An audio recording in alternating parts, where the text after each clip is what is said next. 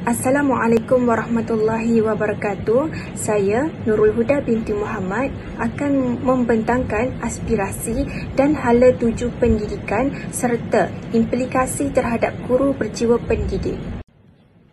Baiklah, aspirasi pendidikan. Menurut Kamus Dewan edisi keempat, aspirasi boleh didefinisikan sebagai keinginan yang kuat untuk mencapai sesuatu. Oleh itu, aspirasi pendidikan ini adalah untuk meningkatkan kualiti pendidikan yang bertaraf kelas pertama dunia dan melahirkan pelajar yang berketerampilan, berdaya saing dan berfikiran kritis. Manakala hala tuju pendidikan negara adalah seperti yang termaktub dalam Dasar Pendidikan Negara.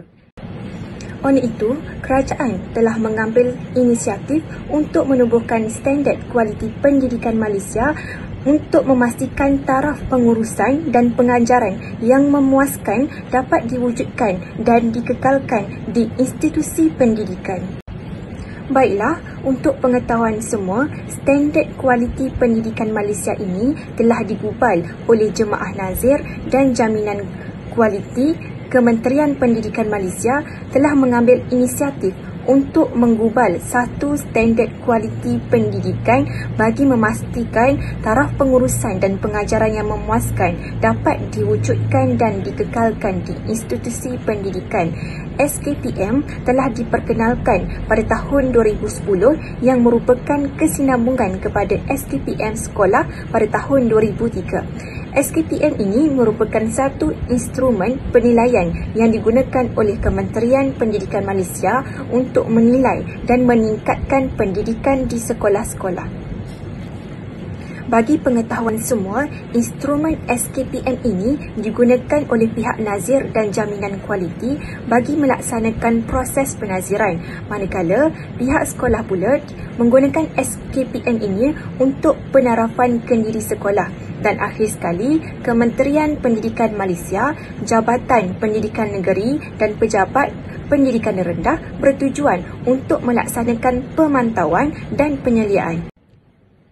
Baiklah, sebelum kita pergi ke lebih lanjut, suka untuk saya menceritakan tentang sejarah standard kualiti pendidikan Malaysia. Baiklah, pada asalnya standard kualiti pendidikan Malaysia ini dipanggil sebagai Standard Tinggi Kualiti Pendidikan pada tahun 2001. Namun, SKPP ini telah disemak dan digubal semula pada tahun 2003 dan dinamakan sebagai Standard Kualiti Pendidikan Malaysia. Kandungan ini telah ditambah baik pada tahun 2010 dengan jenama Standard Kualiti Pendidikan Malaysia pada tahun 2010. Seterusnya, dokumen ini telah disemak semula dan dikenali sebagai Standard Kualiti Pendidikan Malaysia Gelombang 2 yang mula dilaksanakan pada bulan Mac 2017. Ini merupakan sejarah Standard Kualiti Pendidikan Malaysia. Baiklah, untuk pengetahuan semua, dokumen Standard Kualiti Pendidikan Malaysia Gelombang kedua terdiri daripada 5, iaitu kepimpinan dan hala tuju, pengurusan organisasi, pengurusan kurikulum, co-kurikulum, sukan dan hal ehwal murid, pengajaran dan pembelajaran, dan akhir sekali ialah kemenjadian murid. Baiklah, kita pergi kepada standard 1 iaitu kepimpinan dan hala tuju. Kepimpinan sekolah berperanan sebagai pemimpin yang berimpak tinggi dan berupaya menggembeleng dan menggerakkan warga sekolah secara bersepadu untuk memajukan sekolah dan meningkatkan kualiti pembelajaran dan pengajaran. Aspek kepimpinan dan hala tuju adalah pengetua atau guru besar sebagai peneraju, pengetua atau guru besar sebagai pembimbing, pengetua atau guru besar sebagai pendorong. Baiklah, kita masuk kepada standard 2 iaitu pengurusan organisasi. Organisasi sekolah diurus dengan cekap dengan mengambil kira potensi dan keperluan warga sekolah, kemudahan sumber dalaman dan luaran untuk meningkatkan keberkesanan pengoperasian sekolah. Aspek standard 2 ini ialah meliputi pengurusan sumber manusia, pengurusan aset, pengurusan kewangan, pengurusan sumber pendidikan, iklim, pengurusan perpaduan dan akhir sekali permuafakatan strategik. Seterusnya kita masuk kepada standard 3 iaitu pengurusan kurikulum, co-kurikulum, sukan dan hal ehwal murid. Bidang kurikulum, co-kurikulum dan hal ehwal murid diurus dengan cekap dan berkesan untuk melahirkan murid yang seimbang dari segi intelek, rohani, emosi, jasmani dan sosial selaras dengan hal tuju sekolah. Baiklah, bagi pengurusan co-kurikulum, ia merangkumi ketetapan pelaksanaan kurikulum, pengurusan kelab dan persatuan, pengurusan badan beruniform dan pengurusan sukan. Manakala bagi pengurusan hal ehwal murid iaitu yang berkaitan dengan 3HAM, yang pertama ialah ketetapan pelaksanaan hal ehwal murid, pengurusan disiplin murid, pengurusan keselamatan dan pengurusan sukan. Baiklah, kita masuk kepada standard 4 iaitu pembelajaran dan pemudahcaraan. Guru merancang dan melaksanakan proses PDP yang berkualiti tinggi dan bersungguh-sungguh untuk memperkembangkan potensi dan pencapaian murid pada tahap optimal secara berterusan. Baiklah, dalam aspek standard keempat ini, guru memainkan peranan penting untuk mencapai standard kualiti pendidikan Malaysia yang telah ditetapkan oleh Kementerian Pendidikan Malaysia. Oleh itu, guru hendaklah memainkan peranan sebagai perancang. Guru bertindak sebagai perancang untuk memastikan kesediaan dan persediaan yang rapi dalam melaksanakan pembelajaran dan pelajaran. Seterusnya, guru sebagai pengawal. Guru bertindak sebagai pengawal pelaksanaan PDPC untuk memastikan kelancaran proses pembelajaran mengikut perancangan. Seterusnya, guru juga sebagai pembimbing. Guru bertindak sebagai pembimbing membolehkan murid menguasai pengetahuan, kemahiran dan mengamalkan nilai berdasarkan objektif pelajaran. Selain itu, guru juga sebagai pendorong. Guru bertindak sebagai pendorong untuk meningkatkan motivasi murid dalam pembelajaran. Akhir sekali, guru memainkan peranan sebagai penilai. Murid bertindak sebagai pembelajar aktif untuk menguasai pengetahuan dan kemahiran serta mengamalkan nilai positif. Baiklah, gambar yang saya paparkan ini merupakan standard keempat iaitu pembelajaran dan pemudahcaraan di mana guru memainkan peranan penting untuk memastikan pembelajaran berjalan dengan lancar. Baiklah, akhir sekali kita masuk kepada standard 5 iaitu kemenjadian murid. Pendidikan di sekolah melahirkan murid yang berilmu, pengetahuan, berketerampilan, berakhlak mulia, bertanggungjawab dan berkeupayaan mencapai kesejahteraan diri. Aspek standard 5 ini merangkumi kemenjadian murid dalam akademik, kemenjadian murid dalam co-kurikulum dan kemenjadian sahsiah murid. Baiklah, ini merupakan kerangka konsep standard kualiti pendidikan Malaysia gelombang kedua bagi menyimpulkan apa yang saya bentangkan sebentar tadi, iaitu S1 adalah pengawal keseluruhan, tindakan S2 adalah untuk memastikan kelancaran tindakan S3 dan S4. Tindakan S1, S2 dan S3 akan mempengaruhi keberkesanan S4. Bagi tindakan S1, S2, S3 dan S4 akan mempengaruhi kejayaan S5 iaitu kemenjadian murid. Baiklah, kita masuk kepada Pelan Pembangunan Pendidikan Malaysia pada tahun 2013 dan 2025. Pelan ini merupakan rancangan yang disediakan oleh Kementerian Pendidikan Malaysia untuk meningkatkan mutu dan kualiti sistem pendidikan di Malaysia serta menyediakan pendidikan yang terbaik untuk semua murid. Baiklah, ini merupakan kandungan Pelan Pembangunan Pendidikan Malaysia yang merangkumi objektif Pelan Pembangunan Pendidikan, aspirasi utama sistem pendidikan, aspirasi utama murid, bidang keberhasilan utama pendidikan dan anjakan utama transformasi sistem pendidikan negara. Pelan Induk.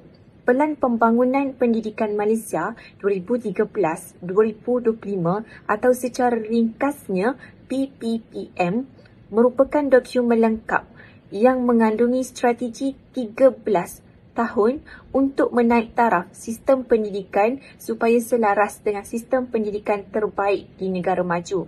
Pelan ini mengenal pasti 100 inisiatif yang akan dilaksanakan dalam 3 fasa atau yang akan dilaksanakan dalam tempoh 13 yang akan datang. Kerajaan telah menetapkan 25 inisiatif untuk dicapai pada tahun ini. Pada tahun 2013 hingga 2015, pelaksanaan pelan memberi sokongan padu kepada guru serta tumpuan terhadap kemahiran asas.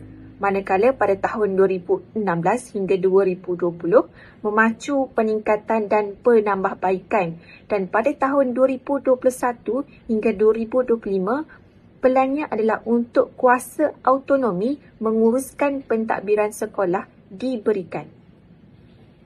Baiklah, bagi mencapai objektif tersebut, Pelan Pembangunan Pendidikan Malaysia dilaksanakan 3 fasa atau lebih dikenali sebagai 3 gelombang, 5 aspirasi sistem pendidikan negara dan 6 aspirasi murid dan 11 anjakan. Gambar yang saya paparkan merupakan gelombang 1, gelombang 2 dan gelombang 3. Pada gelombang 1 adalah untuk mengupaya JPN, PPD dan sekolah untuk menyediakan penyelesaian khusus berasaskan keperluan, manakala gelombang kedua menjelang pada tahun 2020 tidak ada lagi sekolah berprestasi rendah iaitu band 6 atau 7 di Malaysia. Bilangan sekolah kluster kecemerlangan dan sekolah berprestasi tinggi akan ditambah. Jumlah bantuan kewangan dan operasi akan diberikan kepada setiap sekolah akan bergantung pada keperluan khusus masing-masing. Dan pada tahun 2013 hingga 2025 iaitu merupakan gelombang ketiga, terdapat 11 anjakan, iaitu anjakan yang pertama ialah menyediakan kesamarataan akses kepada pendidikan berkualiti bertaraf antarabangsa. Yang kedua, memastikan setiap murid profesion dalam bahasa Malaysia dan bahasa Inggeris. Yang ketiga, melahirkan rakyat Malaysia dengan penghayatan nilai. Yang keempat, transformasi keguruan sebagai profesion. Yang kelima, memastikan kepimpinan berprestasi tinggi di tempatan setiap sekolah. Yang keenam, mengupaya JPN dan PPD dan sekolah untuk menyediakan penyelesaian khusus berasaskan keperluan.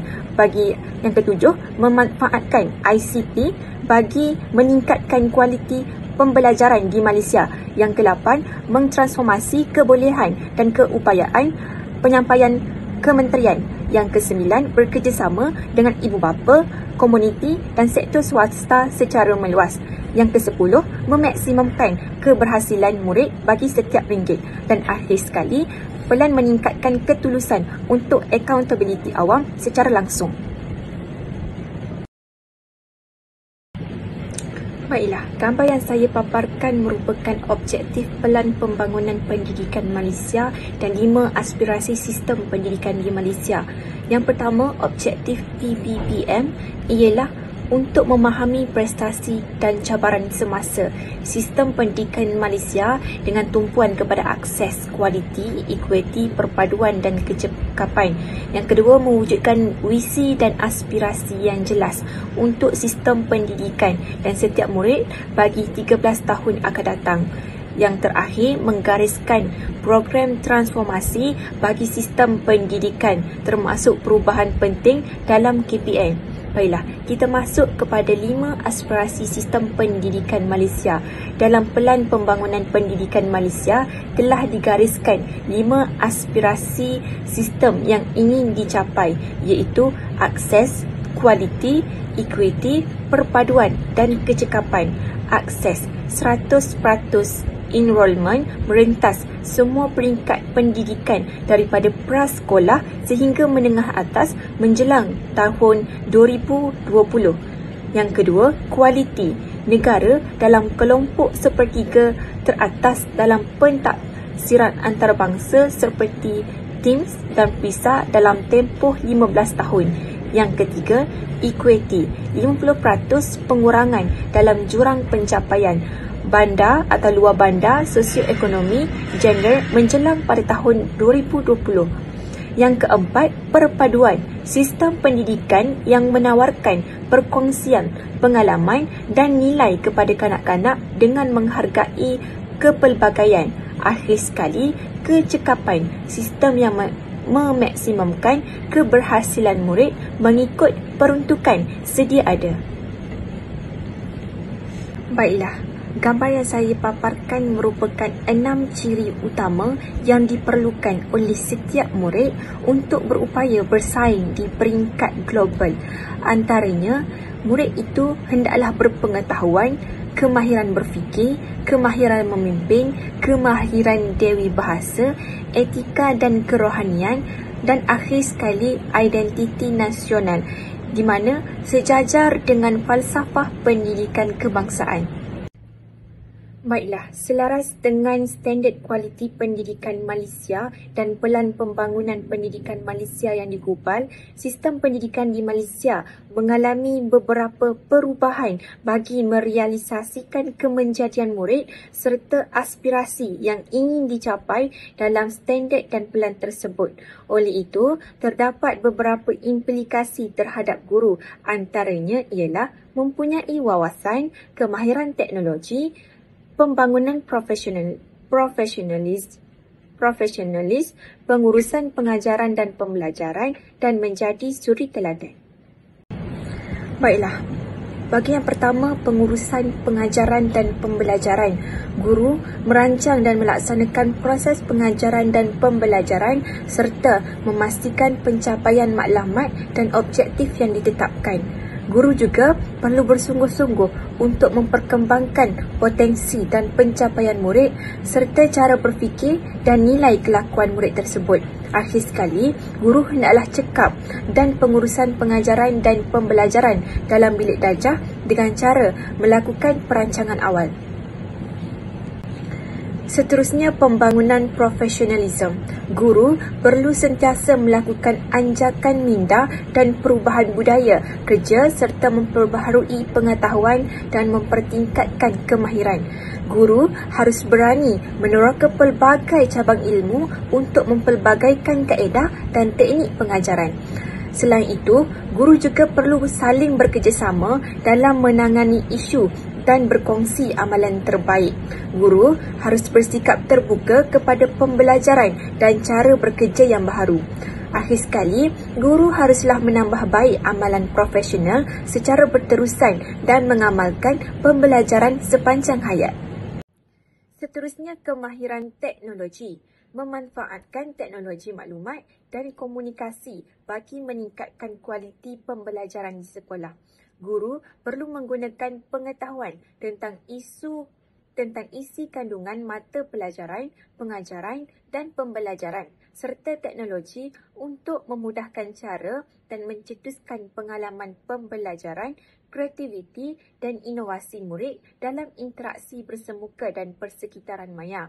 Guru juga harus mempamerkan pengetahuan, kemahiran dan gaya karya seseorang profesional inovatif dalam masyarakat global dan digital, termasuk kemahiran dalam sistem teknologi, maklumat dan komunikasi serta peralatan digital bagi menyokong kejayaan dan inovasi murid.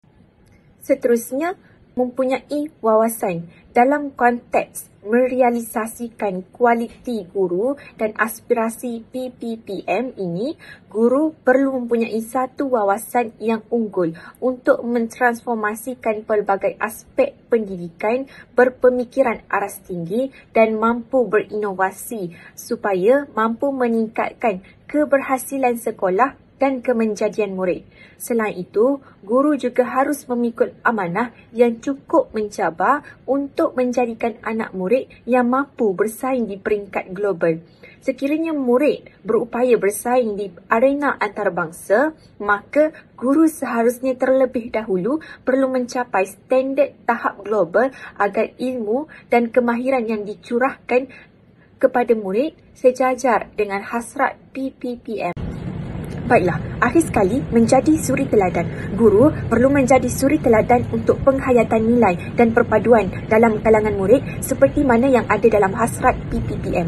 Hasrat ini telah diterjemahkan dalam anjakan transformasi ketiga, iaitu melahirkan rakyat yang menghayati nilai. Anjakan ini tentunya menjadi keutamaan untuk membangunkan murid secara holistik. Generasi hari ini bakal mewarisi dunia yang penuh dengan pelbagai cabaran hebat dari kemusnahan alam sekitar, impak globalisasi hinggalah kepada konflik pembangunan. Penghayatan nilai rohani adalah salah satu tonggak utama dalam pendidikan. Baiklah, secara rumusannya, standard kualiti pendidikan Malaysia merupakan satu panduan bagi memastikan taraf pengurusan dan pengajaran yang memuaskan dapat diwujudkan dan dikekalkan di institusi pendidikan. Oleh itu, diharapkan dengan langkah yang strategi ini, negara mampu melahirkan individu yang bijak pandai yang mampu mengharumkan nama baik Malaysia di seluruh pelosok dunia. Saya rasa setakat itu saja daripada pembentangan saya pada pagi ini. Terima kasih.